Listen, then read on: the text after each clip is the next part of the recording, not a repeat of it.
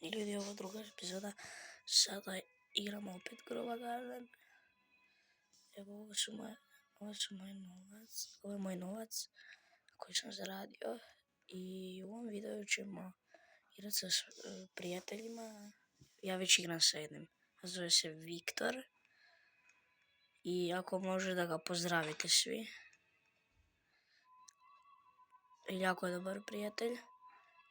Jučer mi je dao jako velik mango koje jako puno košta, tako da respekt za njega.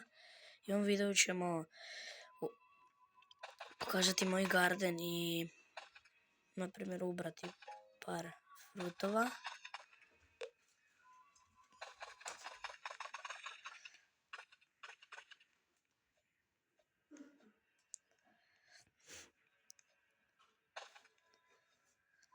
I ako vam se sviđa moj garden, slobodno ga ocijenite u komentarima.